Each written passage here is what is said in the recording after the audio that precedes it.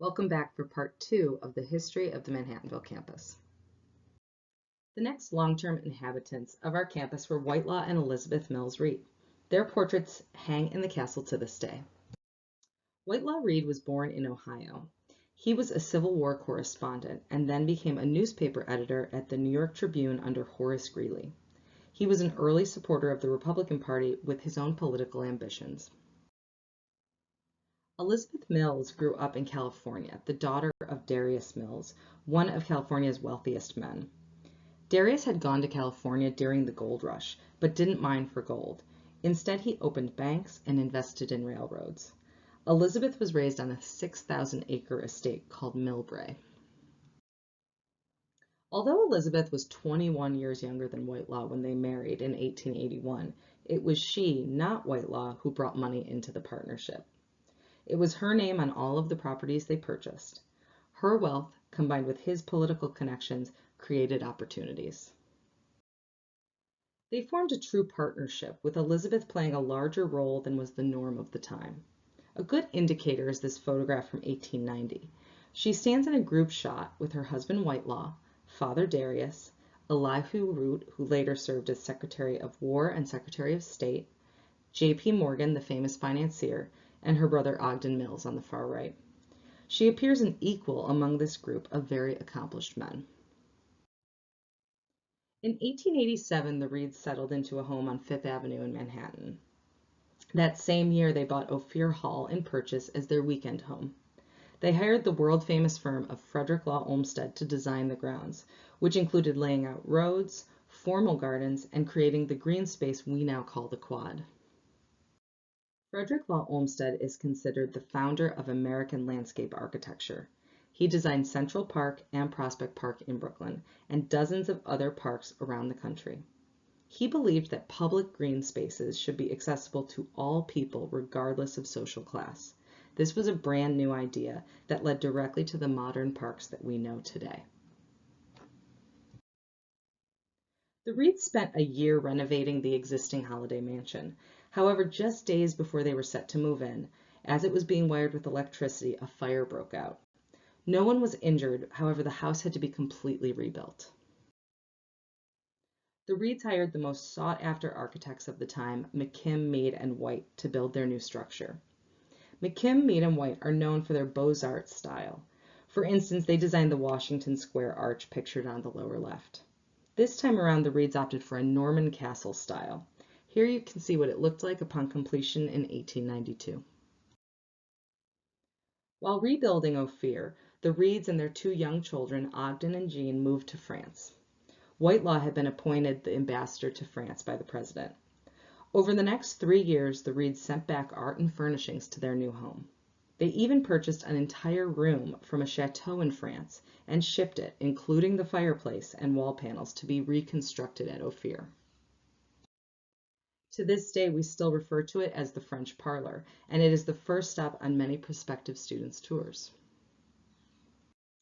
Here are some more photographs of how Ophir Hall appeared during this time. What we now call the Ophir Annex was the Reeds' reception room for guests. The Ophir Room was their dining room. However, the property's real mission was that of a working farm. Whitelaw was a gentleman farmer, meaning he hired people to farm his property. They had hundreds of acres of crops, raised cattle, sheep, chickens, and had year-round greenhouses for fruits and vegetables. Many of the buildings on our campus today were once farm buildings. The President's Cottage, for instance, was built as farm offices and residences for the workers. While Whitelaw's interests were in the farm, Elizabeth preferred her formal gardens, which included a rose garden. In 1892, Whitelaw was selected as the vice presidential candidate for the Republican ticket. The satirical political magazine Puck poked fun at Whitelaw's claims to be a farmer from Westchester. As you can see, they contrasted claims with his life on the farm with him being waited on. The caption states, "Whitelaw Reed's Ophir Farm. Puck corrects a popular error about it." President Harrison and Reed ultimately lost the election. In 1905, Reed was appointed the ambassador to England, attaining what had been a lifelong goal of his. Their daughter Jean adjusted to life in the UK quite well, eventually marrying the King of England's equerry or personal aide. The King, Queen, and the rest of the royal family even attended their wedding. In 1910, Elizabeth's father Darius died, leaving a vast fortune.